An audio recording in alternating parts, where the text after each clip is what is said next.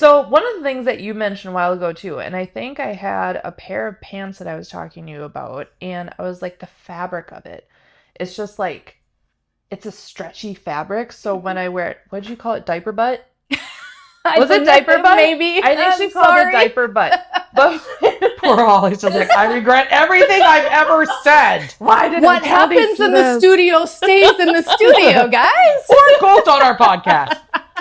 Welcome to Royally Unhinged, the podcast where we talk all things marketing, networking, and wizardry. And fashion. And fashion today. Some of the things that you didn't know and that you're gonna know, you know? So I'm one of your co-hosts, Tara B, with my other co-host here. This is Paula. We're already off the rails. I kept it on. And together we are Royally Unhinged.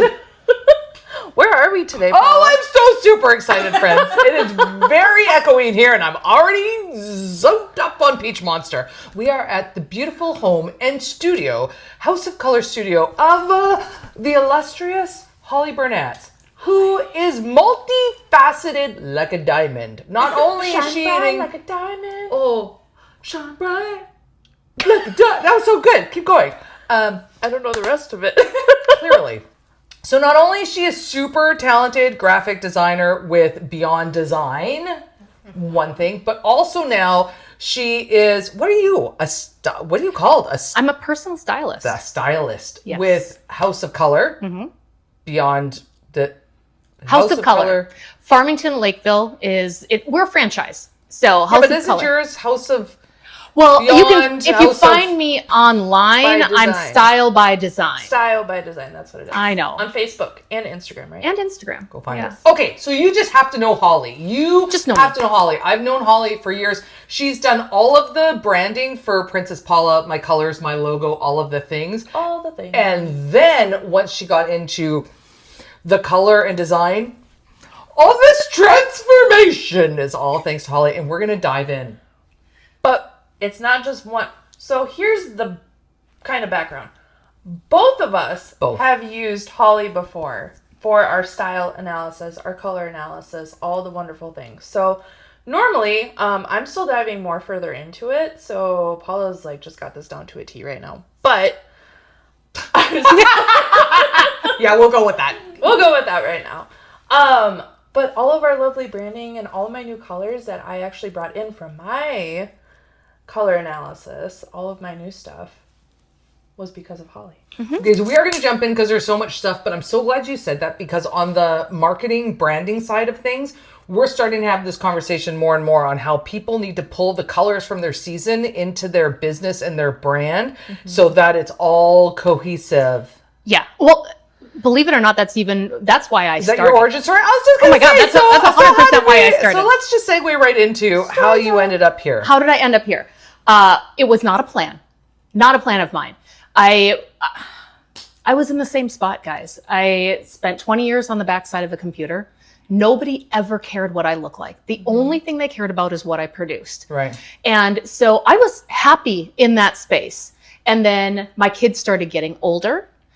A pandemic happened and Zoom became a regular part of our vocabulary. Yeah.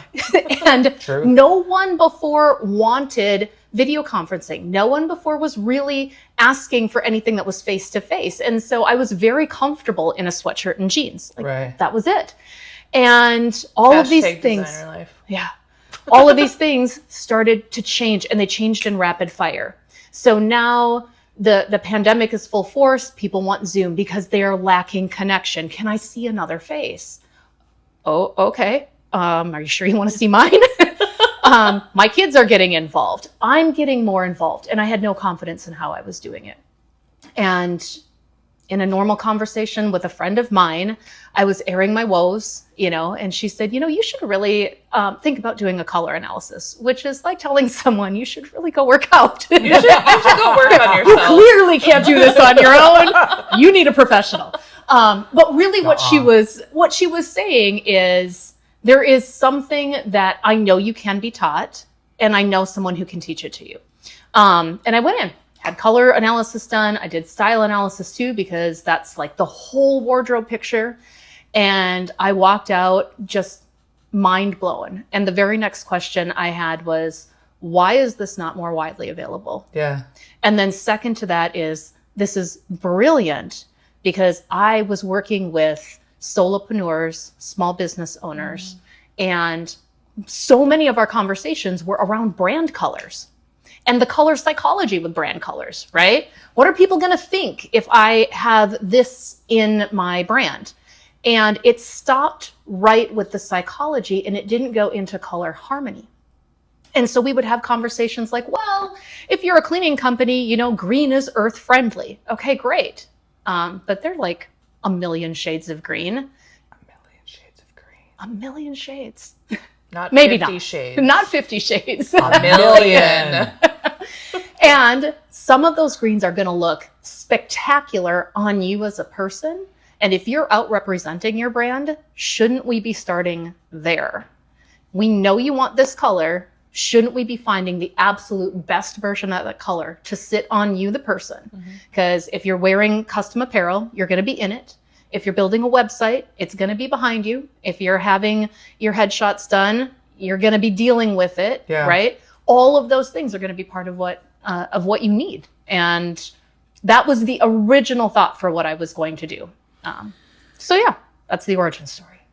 Which I love, which makes total sense, and how it all... Right. Okay. We're going to jump head first. Like, we're going to dive right in because we're all women sitting here right now, and we know what it's like as women and the constant messaging. Here's the latest styles. Here's the latest fashions. Here's what you should and shouldn't. Like, as women, we get shit all over all the time, right? And this is what you should do, and your hair color and all of the things.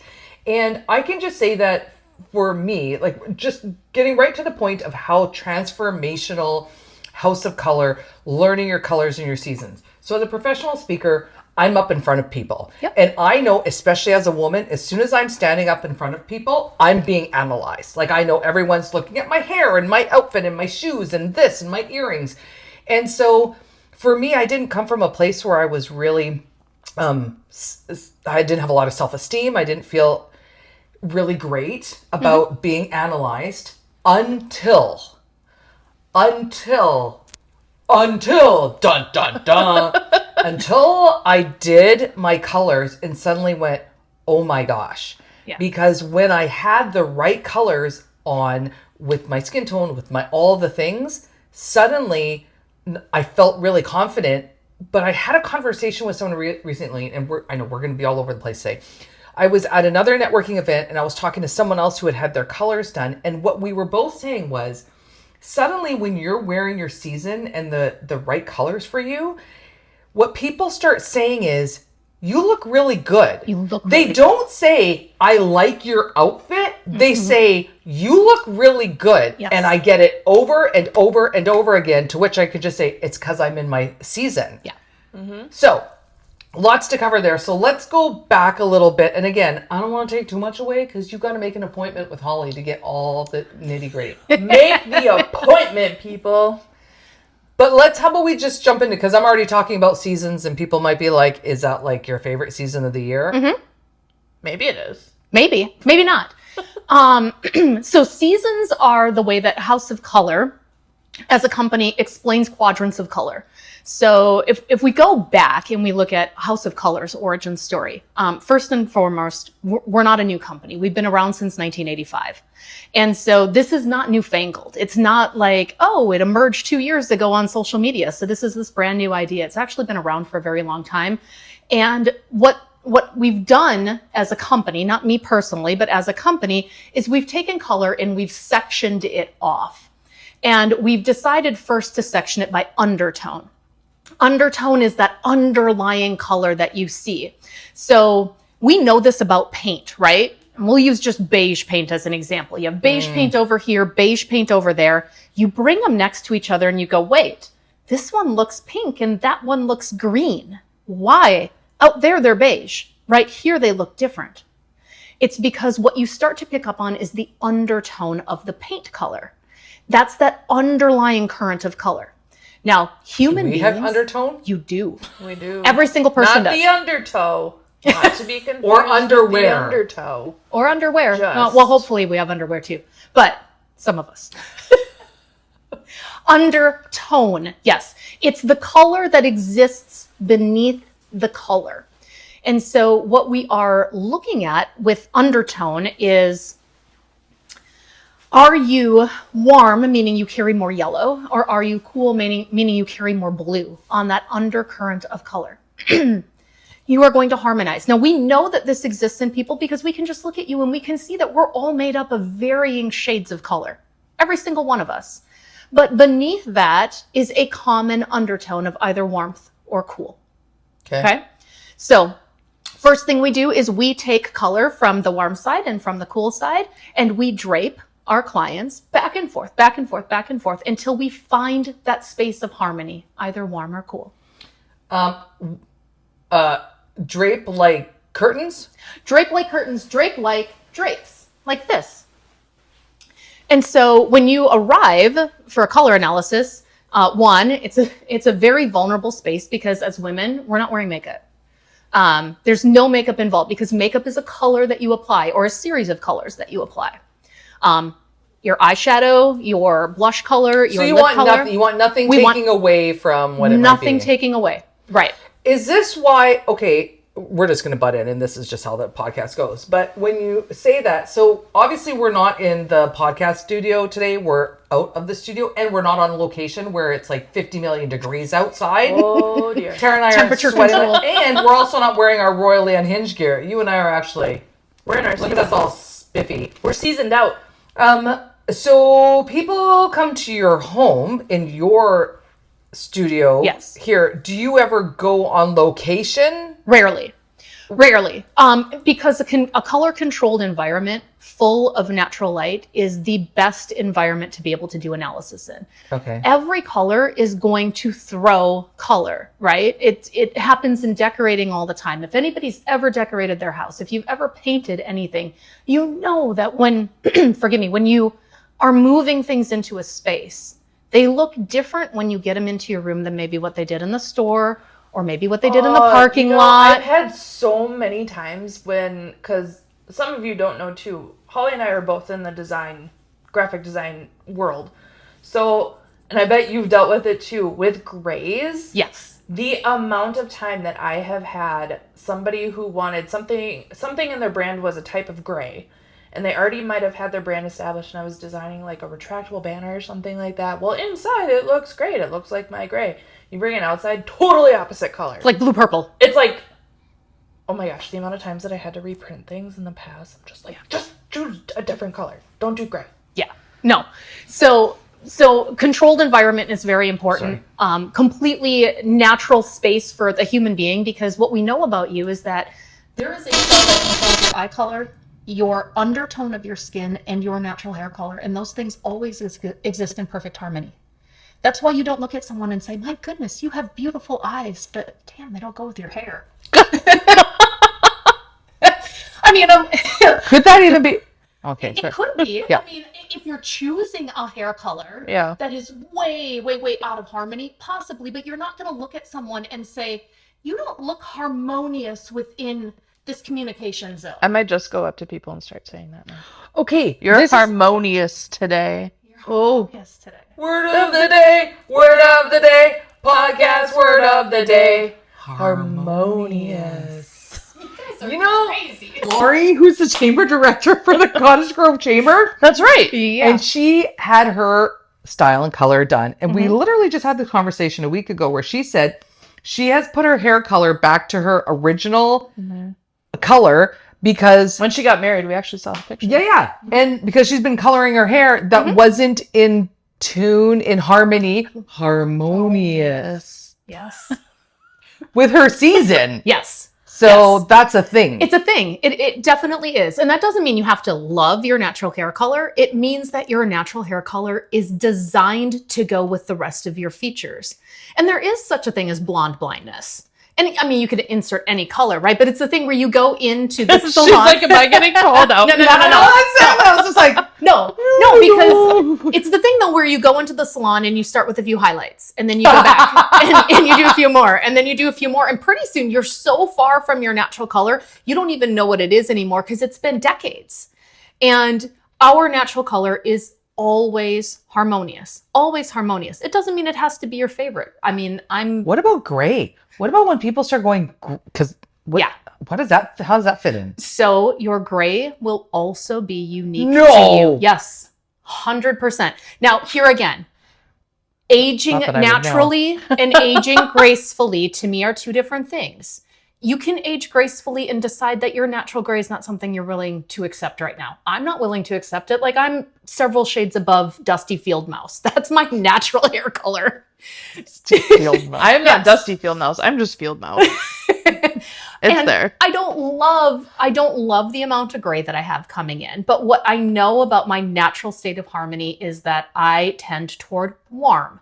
So when I'm going in and I'm selecting hair color, just like every other color, I am selecting neutral to warm tones because that's what's going to sit most harmoniously with me. It's not just your clothes. It's your clothes. It's your hair. It's your makeup. It's your accessories. It's your entire being. I gotta say something about that too. So after I did my color analysis with you a year ago, I think. Wow. Yeah, maybe. I think it's been a year.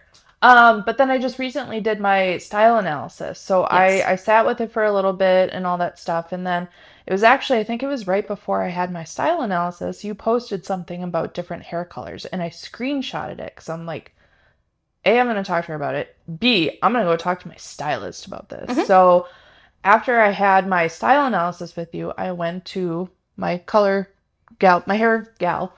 And I was like, hey, I hate my mousy brown color right now because it's dead and lifeless and doesn't make me happy.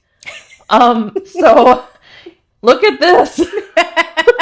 I want that. What do you think about this? And then we had a conversation about what might work, and she put some warm autumn highlights sort of stuff in. It's still kind of here. It's faded. I have to go back and see her, but just kind of for you all out there, go and talk to your hairstylist about it too. So that go through and talk about, this is what my season is like. This is how figure this out for me. I don't know. They should be able to figure it out for and you. it's all part of your analysis when you come in for color, is we have those conversations. And I for me, my role when I'm out now marketing this side of my company is to provide as much post-analysis education as I possibly can, because it's fun, right? It's fun to come in here and do all the things and find all the colors and woohoo, great. And then you have to go out and do it. Like, if you're going to use the tools, you have to understand how to use them. And there's so much information that just comes flying at you in those couple of hours that we spend together. It's a lot. That we do have to take that time to go, whoa. Now, how do we do it? And that's why color is a part and style is its own part. And then, wardrobe edits so that you understand how the clothes you already own can work for you. And personal shopping, teaching, so that you understand, okay, well, I'm out here in the real world now, and guess what? Clothing manufacturers aren't making me just these colors that are just in my season, and how do I deal with that? We do all of those things, and we support all of those ways, because that's really how you build the confidence of the client to get out and be able to do it on their own. I want to say eventually. something else about that too, just because you just said, not all the manufacturers are making all the colors that are exactly in your season.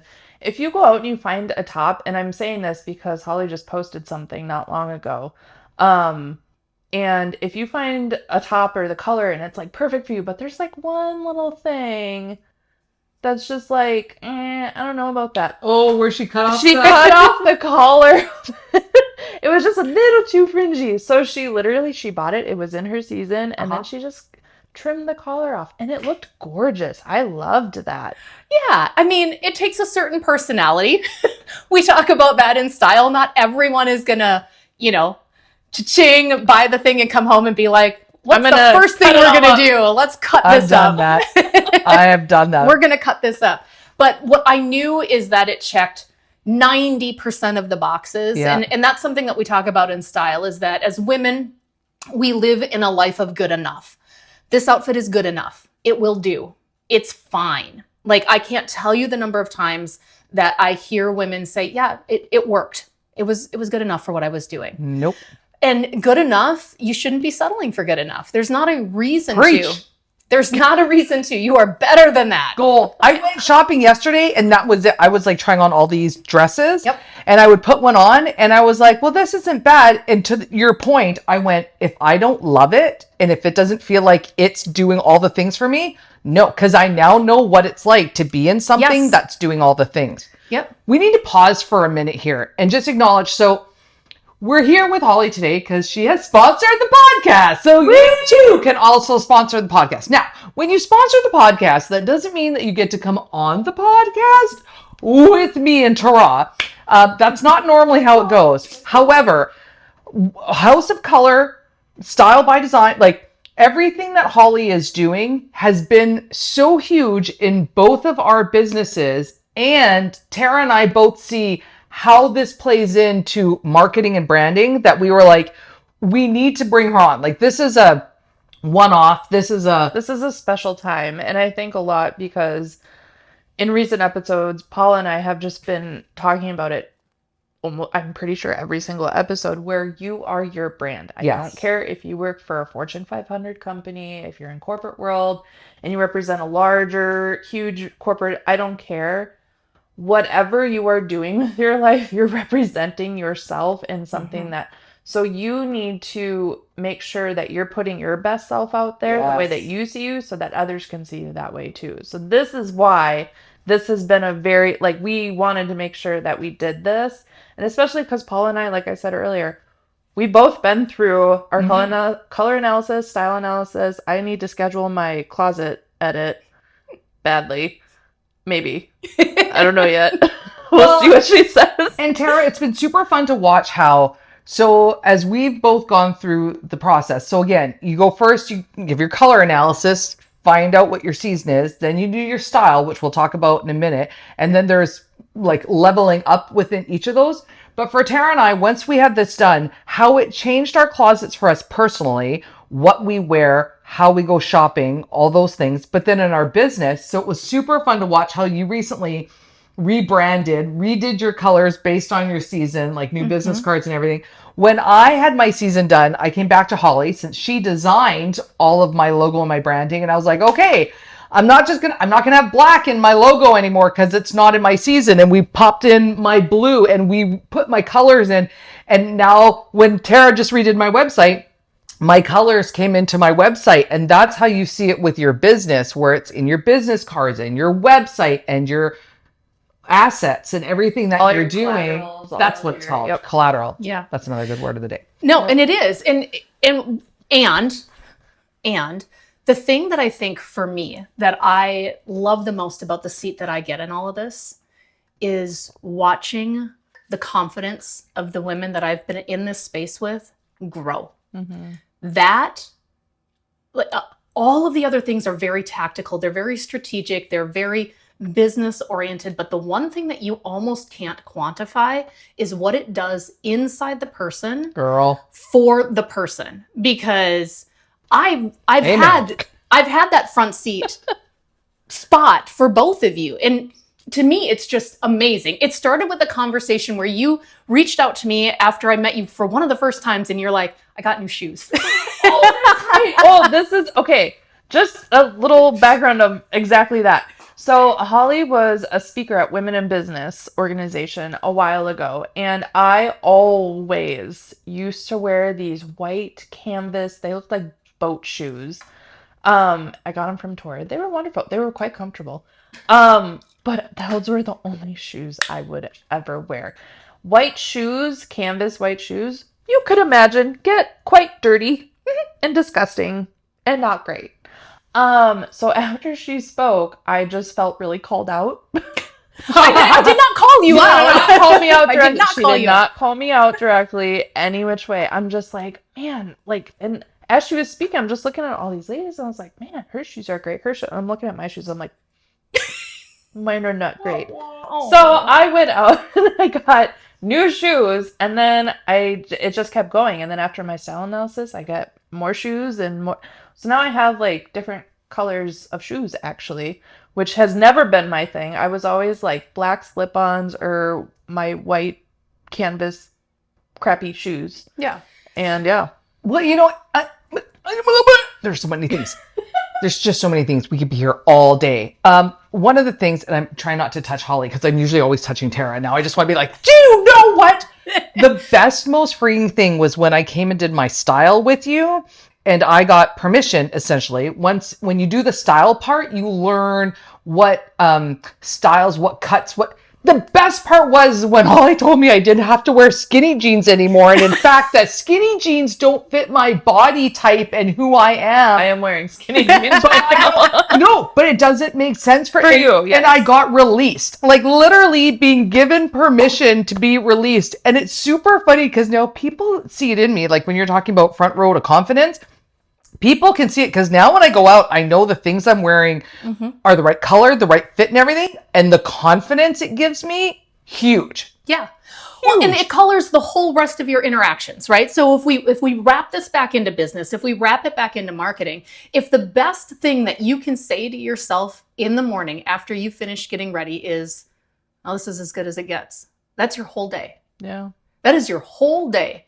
If your first few minutes in the morning are tried and failed at outfits and this and that and accessorizing and whatnot, and you walk out and you are not confident in that minute, there is no meeting that you're going to walk into that is, colored with confidence. There is no interaction that you're going to have. There's nothing that you put out in that day that's going to be as good as what it could be.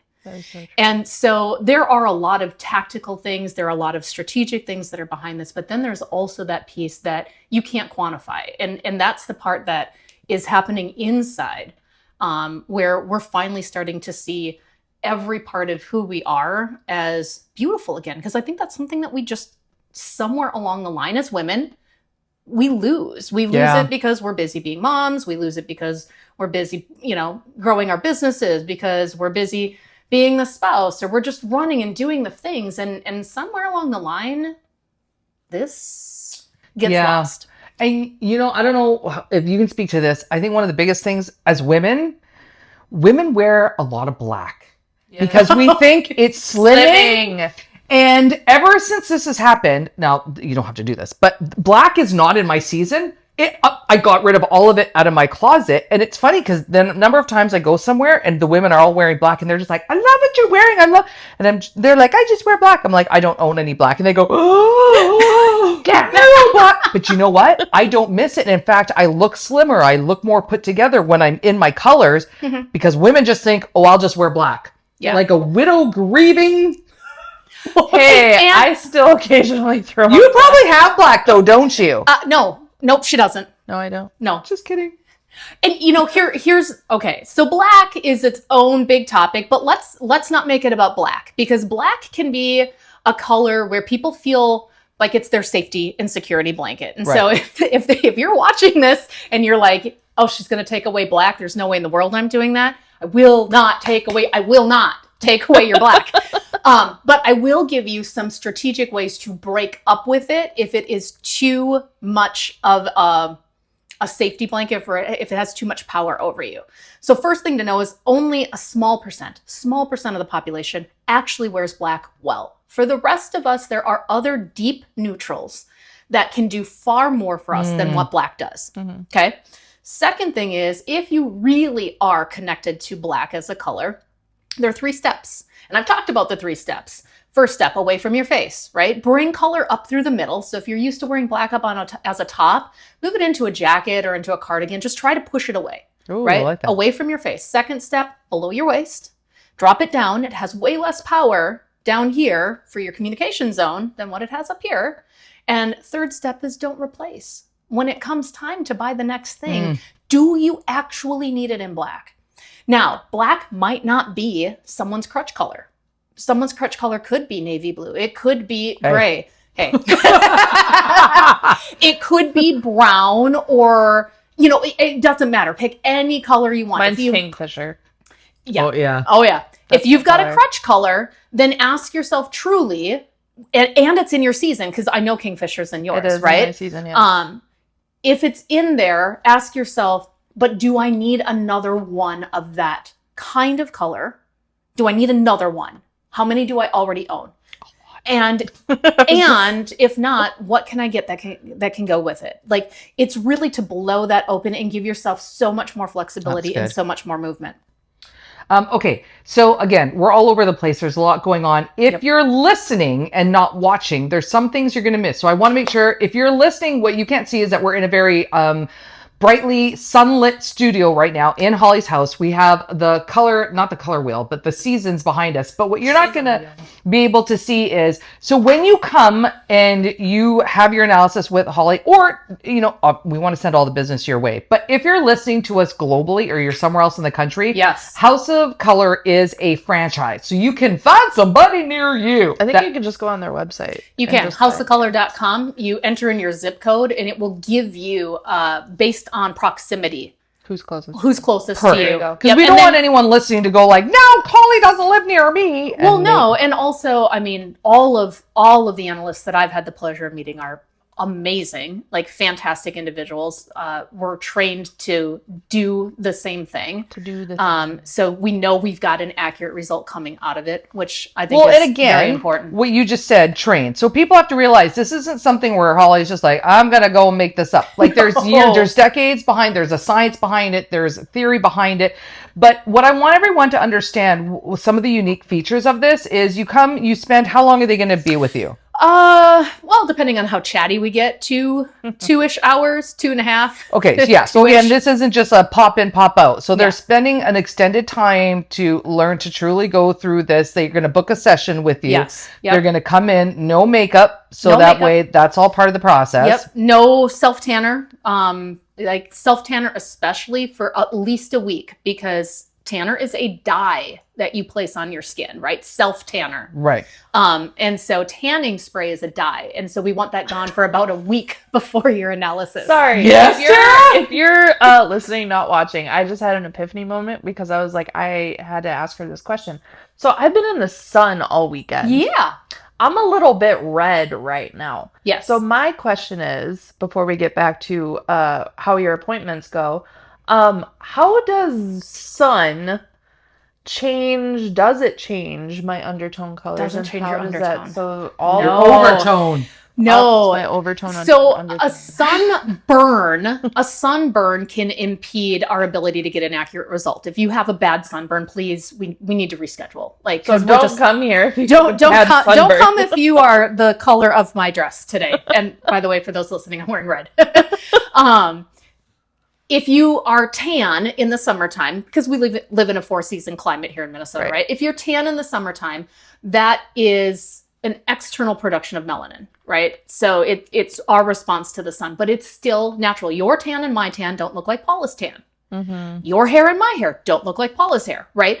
All of these things are so definitively unique to us that it doesn't change the outcome for the service. So you can come in summer and you can come in winter, and you're still going to end up in the same space that you're supposed to be. Because I look like a lobster right now. And you will. You don't look like a lobster. You don't actually don't. I seriously. You really don't. I mean, your arms are a little. You just maybe. A little bit. Okay. And that concludes our part 1 with Ms. Holly Bernatz and House of Color. So please check back super duper soon for part 2, where we talk more about style, brand, and all the things you need to know.